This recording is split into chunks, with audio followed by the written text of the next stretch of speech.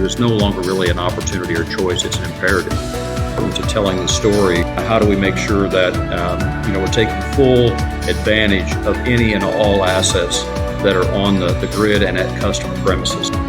Each episode, we delve into the world of energy, aiming to bridge the gap of understanding and challenge conventional thinking. Hello, everybody. Welcome to the ei360 podcast. I'm joined here with David Swink, our CEO, and my name is Sandi Coughlin, and we are with In Exchange. And today, we're going to continue our discussion on microgrids. David, we have a really cool guest today, one of my favorite people, and I'm going to introduce him. I get the honor of introducing him. So he is an advisory board member. He has 40 plus years as an electrical utility executive, and he has served as CEO in the utility space. And he's also served on the board of the National Cooperative Finance Corporation. And without further ado, one of my favorite people, RB Sloan. Welcome, RB. Well, good morning. Thank you for the opportunity to join you. No, our pleasure. Yes. Well, I all right. Go ahead, Sandi. Sorry, David. I just keep interrupting everybody. I'm going to turn the time over. David, I do want to mention, so we're talking about microgrids this month in August, and the U.S. microgrid market, you've mentioned this a few times in lots of different discussions, that it's continuing to grow at about a 19% average annual rate. So lots of potential for microgrids. And I'm really excited to hear what RB's take is, having as much experience as he does and still seeing all these really amazing new innovative tools that are being introduced to the market. So I'm going to turn the time over to you two to let this discussion continue.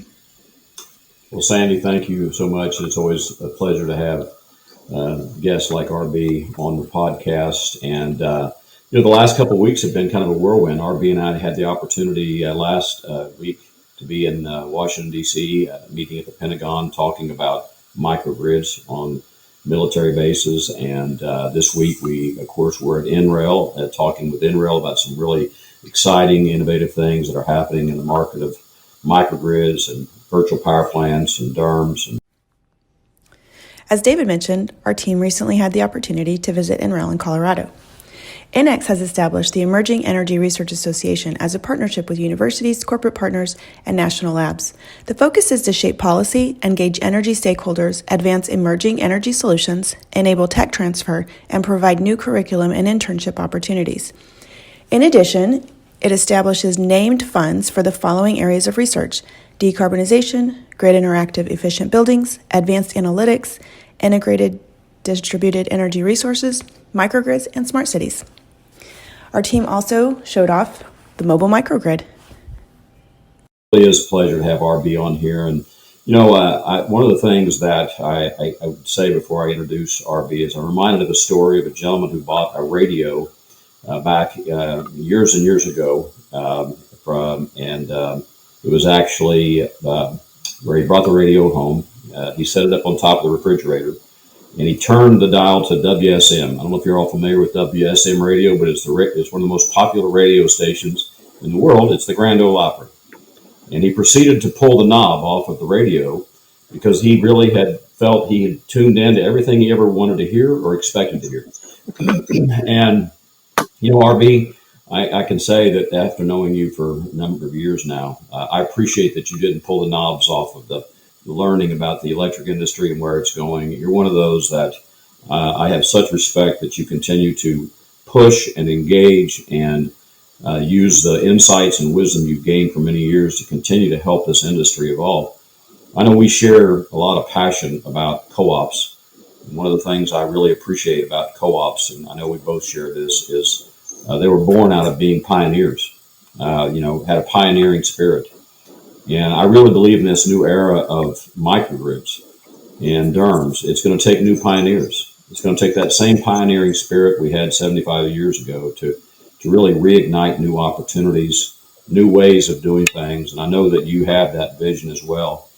I think it's going to be an entire paradigm change. And one of the things we want to unpack in this podcast is to continue to kind of break down some myths, break down paradigms. If our audience hasn't had the opportunity, Sandi, I would really encourage them to read the book called The Third Wave. The third wave really talks about, what's been happening in the broad digitization of our society, where it started out being building the internet, and then the second wave was building apps and doing work on the internet, and now we're in that stage of the internet of everything. And we all understand there's more IoT devices, Internet of Things, than there are people. And so we're seeing that ability to create more intelligence, and that more intelligence is changing how we do things. And so, again, I just really wanted to set that stage, RB, again.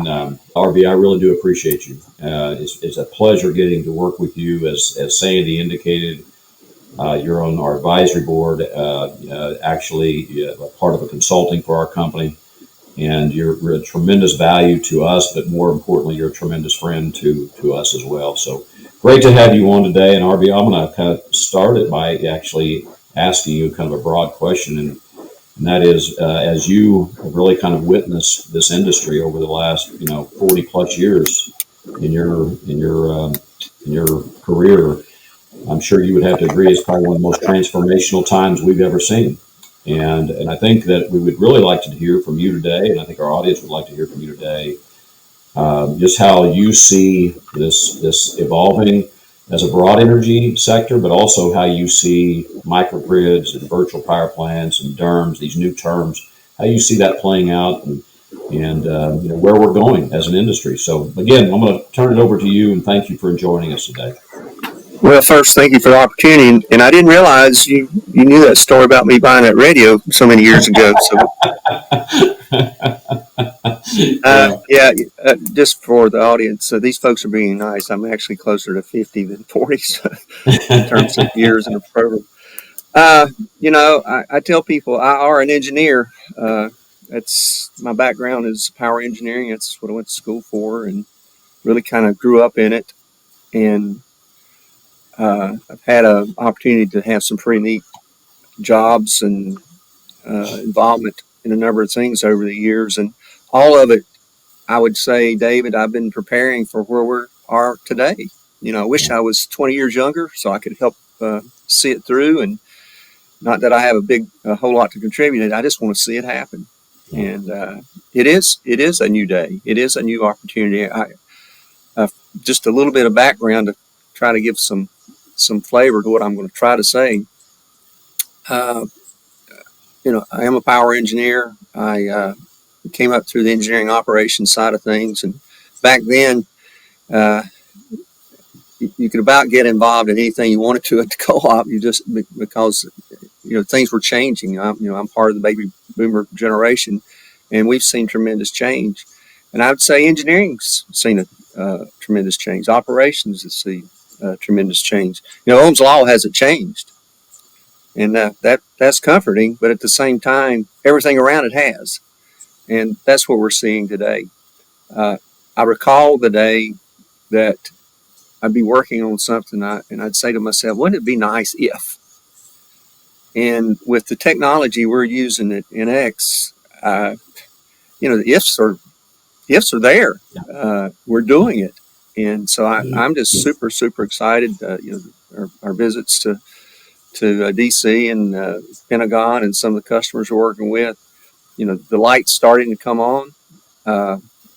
As a I guess setting his ways engineer to some extent, I like the way old things used to work, but I tell people today we no longer have to calculate what the result might be. We actually witness what the result is. Yeah. And again, the technology we're using allows us to do it. I'd say the biggest change in this, David, is, and I give you a really hard time about this a lot, I know, and you don't deserve it. But David he's kind of hung up on this term, a generation of toaster. And I made a lot of fun of that for a while. And whether it's brilliance on his part or dumb luck, I kind of lean toward the latter to the prior, but whatever. That's why I said don't believe everything you hear. No, seriously. What's changed is the ability to look beyond the meter. And when we start talking about DERMS and virtual power plants, microgrids, all the things that we're working on today, if you're not looking beyond the meter, you got less than half the picture. And that's what we've settled for all these many years. And occasionally we'll try to look back there. We got into load management, load control devices, and was doing things back there. But with the technology we have today, it's just mind-boggling what we can do, and it allows us to do such things as the digital twin. Now, I don't if people don't know what that term means. It's gonna rock your life. It's gonna change the way you do things. It's gonna change the way you think. And coming from a co-op, a couple co-ops, and actually a couple municipals, I'd say our average load factor was in the 50% range, plus or minus 5-10%. So that meant that there's as much as 80% of your system is untapped. It's sitting there, but you're not using it. And I came up during the time of when a Dow built its stout, and so put in safety factors, whatever you want to call it. You always had try to build your system have excess capacity, and you really, without knowing what's beyond the meter, you almost had to do that. Well, again, I think what we're talking about doing is unleashing a tremendous amount of system capacity that we have taken for granted for many years, and really never allowed it to enter into our decision making. So, I have really enjoyed working with NX, because I feel like they're bringing to the market, bringing to life tools and applications that we've only, I hate to use the word dreamed of in the past, but something similar to that. Well, we lost David. Did I bore him? So I guess he just hung up on us. I don't know. Oh, well. But I stayed, so. I'm just concerned he didn't like anything I was saying, so he hung up on us. So there's benefits to technology, and sometimes it makes you mad. So this is one of those times. But I'll continue. I'm hoping David can dial back in. If not, well, we'll just go in without him. Yeah, we'll just forge ahead.